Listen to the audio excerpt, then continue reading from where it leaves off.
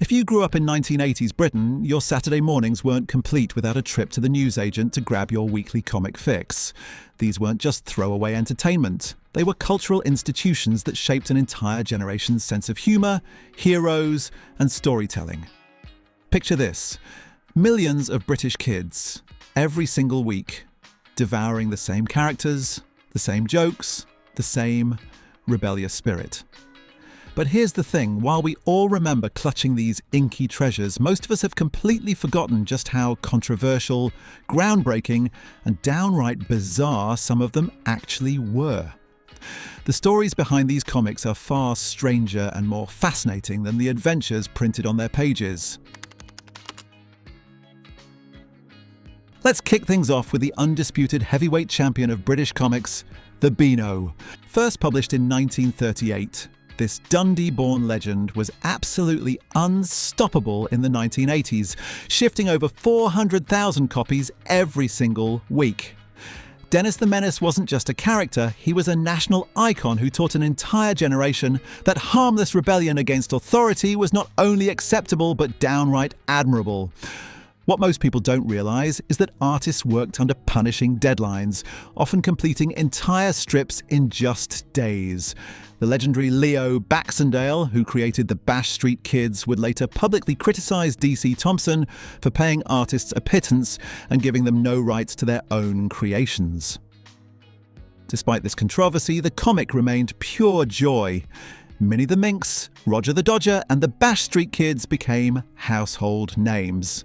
The approach was deceptively simple. Take working-class kids, give them unlimited imagination and zero respect for stuffed shirts, then watch the chaos unfold. It was subversive without being preachy, funny without being mean-spirited, and somehow managed to be both timeless and perfectly of its moment. Before we dive into the next comic, I've got to tell you about something absolutely mental that happened with one of the comics later in this list. It depicted a Soviet invasion of Britain that was so controversial, parents and politicians were up in arms about whether kids should be reading it. But I'm getting ahead of myself. Give this video a like because these stories just get wilder. Coming in at a close second, the dandy was the Beano's slightly posher older sibling, though that's being generous because it was still delightfully common at heart. Launched in 1937, the dandy carved out its own identity with characters like Desperate Dan, Corky the Cat, and later the brilliant Banana Man. Desperate Dan, the comic's original star, was this impossibly strong cowboy who ate cow pies with actual horns sticking out of them. Pure British eccentricity. But here's the thing about the dandy's position in the 1980s. It was actually struggling to maintain relevance against the Beano and newer competitors. The editorial team knew they needed something fresh, which is why they made Banana Man their flagship hero. Eric Wimp transforming into the world's worst superhero by eating bananas was absurdist genius that perfectly captured the era's love of parody. The dandy sold consistently well, though it never quite matched the Beano's dominance. Still, for many kids, the choice between Beano and dandy was like picking a favourite parent. You loved them both, just for different reasons. Now we're talking about something completely different. 2000 AD burst onto the scene in 1977 and by the 1980s had become the definitive British science fiction comic, attracting teenagers and adults hungry for darker, more mature storytelling. This was gritty, violent, politically charged sci-fi that treated readers like intelligent human beings. Judge Dredd, the comic's most famous creation, was a fascist lawman in a dystopian future where judges could arrest, sentence, and execute criminals on the spot. The brilliance was that it presented this as satire, not heroism. Writers like John Wagner and Alan Grant were skewering authoritarianism. But here's the controversial bit. Many readers didn't get the joke. Kids saw Dredd as a badass action hero, completely missing the satirical commentary on Thatcher's Britain and the creeping police state. The talent that emerged from 2000 AD is staggering. Alan Moore, Grant Morrison, Neil Gaiman, and countless others cut their teeth here. Artists like Brian Bolland created a distinctly British aesthetic. By the late 80s, 2000 AD was selling around 100,000 copies weekly, proving sci-fi comics could be both entertaining and intellectually challenging. Right, this is where things get properly adult. Viz started in 1979 as a homemade Newcastle fanzine created by Chris Donald and his mates, and by the late 1980s had exploded into a publishing juggernaut that outsold even the Beano, sometimes hitting circulation figures over 1.2 million. Let that sink in. A crude, offensive, deliberately tasteless comic featuring the fat slags, Sid the Sexist, and Roger Melly became the best-selling comic in Britain. Viz's humour was gleefully working class, aggressively northern, and absolutely merciless in its mockery of everyone. Middle-class pretension, tabloid journalism, political correctness, and toxic masculinity all got skewered with perfect comic timing and artwork that brilliantly parodied wholesome British comics. The fake adverts and parody news stories were often funnier than the strips themselves. The mainstream media didn't know what to do with Viz. Here was something undeniably crude, but also incredibly clever and well-crafted. Beneath the toilet humour was genuine social satire. Chris Donald and his team weren't trying to be edgy for the sake of it, they were holding up a mirror to British culture. The fact that it became massively successful while refusing to water down its content is genuinely remarkable. For football-mad kids in the 1980s, Roy of the Rovers wasn't just a comic, it was a weekly religion. Roy Race, the blonde striker for Melchester Rovers, had appeared in various publications since 1954, but when he got his own dedicated weekly in 1976, something special happened. The formula was simple but addictive. Follow Roy through dramatic matches, transfer sagas, injuries, kidnappings, and melodrama that made soap operas look understated. Roy's genius was how it reflected real-world football while creating its own parallel universe. The comic referenced actual teams and competitions, but Melchester Rovers could win every trophy multiple times while somehow remaining believable. Roy suffered countless injuries, including losing his left foot to a helicopter blade in 1993, but in the 80s he was indestructible. The comic tackled racism, hooliganism, and corruption alongside sporting action. The artwork was genuinely excellent, with artists like David Squoo bringing real dynamism to match scenes. With circulation around 120,000 in the early 80s, the comic proved sports storytelling could be as compelling as superheroes or science fiction. The 1982 relaunch of Eagle was one of the most ambitious comics projects of the decade.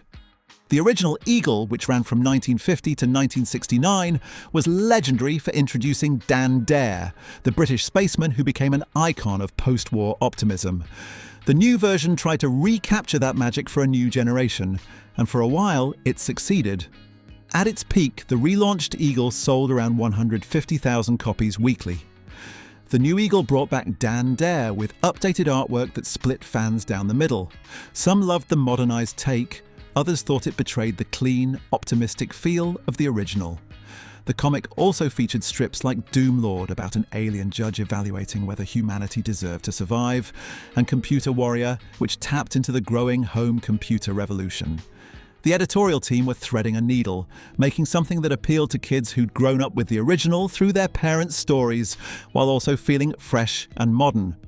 They invested heavily in production values, with better paper stock and more sophisticated printing than many competitors. The problem was that by the mid-80s, the market was fragmenting. Kids had more options than ever, from computer games to cable television, and maintaining that level of investment became unsustainable. Still, for those few years, Eagle showed that British comics could be ambitious and successful without talking down to their audience. Now, speaking of Eagles and controversy, I mentioned earlier about a comic depicting a Soviet invasion that had parents and politicians in an uproar. We're getting close to that story now, but first let me tell you about the comic that somehow convinced parents it was two separate comics when it was really just one. The cheek of it. Here's the comic that pulled off one of the most successful marketing tricks in publishing history. Whizzer and Chips launched in 1969 with a brilliant gimmick. It was supposedly two rival comics locked in eternal battle, but you got both in one purchase. The two comics in one format meant you could flip the comic over halfway through and read completely different strips. Kids loved it, and during the 1980s it remained one of the most popular humour comics. The brilliance was the pretend rivalry between the two sides. Characters would raid from one comic to the other, and readers joined either the Whiz Kids or the Chipites. It created brand loyalty and engagement other comics could only dream about. The strips themselves were solidly entertaining without being groundbreaking, featuring characters like Sid Snake, Shiner, and Sweet Tooth. It's striking how long Whizzer and Chips maintained popularity despite minimal evolution. It wasn't trying to be edgy like Viz or boundary pushing like 2000 AD. It was comfort food in comic form, and sometimes that's exactly what people want. The comic merged with Buster in 1990, but during the 80s it reliably entertained hundreds of thousands of kids. Speaking of which, Buster deserves recognition as one of the longest-running British comics, lasting from 1960 all the way to 2000. During the 1980s, Buster was the reliable middle ground option. Not as dominant as the Beano, not as edgy as 2000 AD, but consistently entertaining with a loyal readership that kept it commercially viable for decades. Buster's namesake character was supposedly Andy Capp's son. Though this connection was largely forgotten by the 80s, the comic became a home for reprints and characters from other IPC publications that had folded, making it a sort of retirement home for beloved strips. Characters like Chalky, Cliffhanger, and Vid Kid entertained readers with reliably funny situations and solid artwork. The comic also wasn't afraid to experiment occasionally, introducing horror strips and more adventurous storytelling when the mood struck. It absorbed multiple other comics over the years, including Jet, Nipper, and eventually Whizzer and Chips, making it a comic book Frankenstein's monster assembled from the best bits of deceased competitors. For kids who didn't have pocket money for multiple comics, Buster offered excellent value and variety. Moving into the football magazine comic hybrid territory, Shoot was essential reading for football-obsessed kids during the 1980s. Launched in 1969, Shoot combined comic strips with interviews, posters, news, and statistics, creating something that felt more grown-up than Roy of the Rovers but more accessible than purely news-focused football magazines. The comic strips in Shoot weren't as melodramatic as Roy Race's adventures. Instead, they tended to be shorter, more grounded stories about fictional players and teams, or biographical strips about real footballers. Shoot. Its appeal was how it made you feel like you were getting inside information about the sport you loved.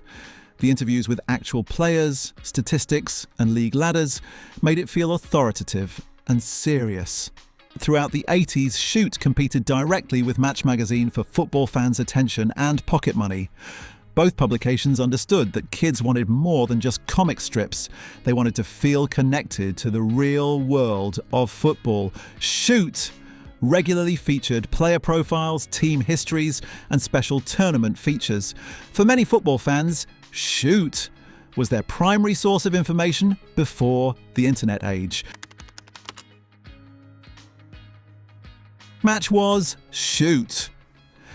As main competitor, and the rivalry between these publications was almost as intense as the football matches they covered. Match leaned slightly more toward magazine journalism than comic strips, but it still featured illustrated content and maintained that hybrid format that made it distinct from pure sports magazines. The appeal of Match's approach was how it tried to position itself as slightly more sophisticated than Shoot, with deeper analysis and more focus on tactics and behind-the-scenes stories. The comic strips that appeared were often serialized stories about fictional teams that ran for months, building complex narratives that kept readers coming back. The publication also had excellent relationships with clubs and players, securing exclusive interviews and photos that made it feel like required reading for serious young football fans. Both Match and Shoot benefited from football's popularity explosion in the 1980s, despite the sport facing serious issues with hooliganism and stadium safety. These magazines helped kids maintain their love of the game while the adult world of football went through troubled times. They were safe spaces where football was still magical and pure. Talk about the comic that dominated girls' reading in the early 1980s. Jackie ran from 1964 to 1993, and at its peak in the late 70s and early 80s, it was selling over 500,000 copies weekly. This wasn't just a comic, it was a lifestyle magazine that combined comic strips, problem pages, pop star interviews, fashion advice and beauty tips into a package that defined what being a teenage girl meant for millions of British readers. The comic strips in Jackie were typically romance-focused, following predictable but emotionally satisfying storylines about girls navigating relationships, friendships, and family drama. What's controversial about Jackie in retrospect is how it reinforced traditional gender roles and promoted a fairly narrow vision of femininity centred around attracting boys and looking pretty. The famous Kathy and Claire problem page would often give advice that seems shockingly conservative by modern standards. However, it's too simple to dismiss Jackie as merely regressive. Within its era's constraints, it also addressed real issues teenage girls faced, from bullying to body image to dealing with divorce. Many women who grew up reading Jackie remember it with genuine affection, even while acknowledging its limitations. Bunty was Jackie's more traditional comic competitor, running from 1958 to 2001 and focusing almost exclusively on comic strips rather than magazine content. Throughout the 1980s, Bunty maintained a loyal readership with serialized stories that were often surprisingly dark and complex for a children's publication. What people don't realize about Bunty is how many stories were genuinely grim. Yes, there were gentle boarding school adventures and ballet dreams, but there were also stories about orphans, child abuse, manipulation, and suffering that would make Victorian melodrama look understated.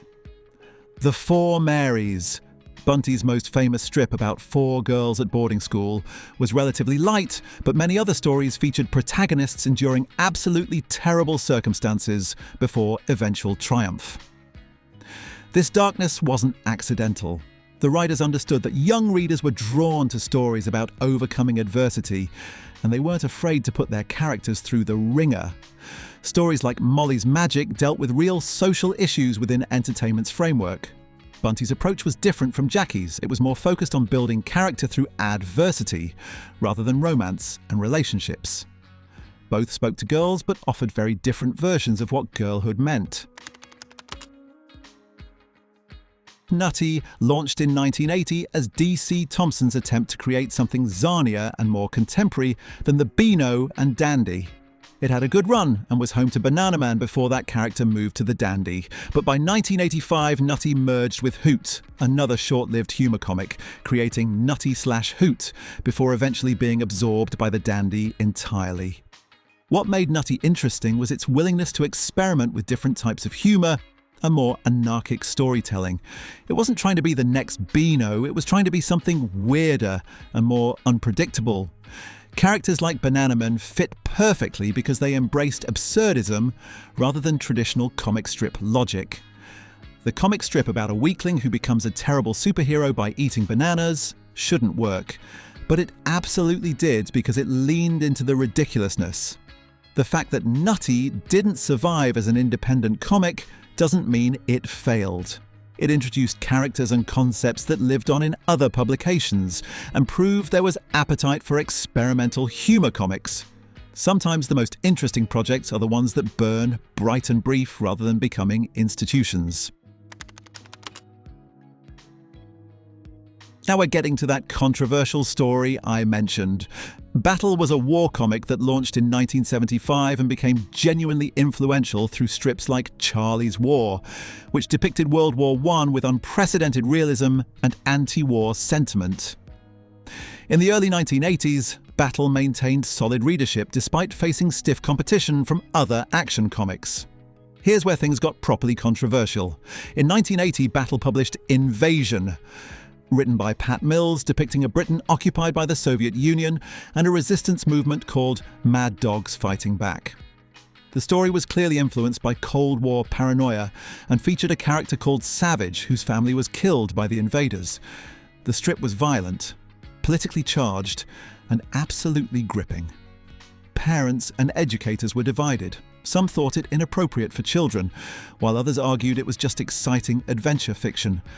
The imagery of British resistance fighters using guerrilla tactics made some people deeply uncomfortable, especially given real-world political tensions of the early 1980s. The most famous story from battle remains Charlie's War, by Pat Mills and Joe Colquhoun, running from 1979 to 1986. This wasn't glorifying war, it was showing the absolute horror of trench warfare through the eyes of a working-class teenage soldier. Finally, we have Tiger, another sports comic that focused primarily on football, but also covered other sports like cricket, athletics, and boxing. Running from 1954 to 1985 before merging with Eagle, Tiger was a major publication during the 1980s, offering an alternative to Roy of the Rovers melodrama with slightly more grounded sporting stories.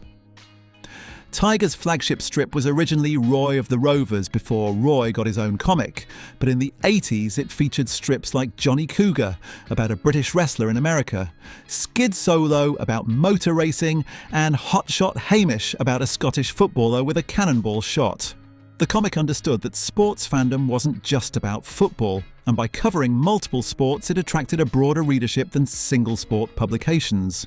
Tiger positioned itself as the more varied option, the comic for kids who loved all sports rather than just football fanatics. The artwork was consistently excellent, and the stories managed to be exciting without requiring soap opera plotting.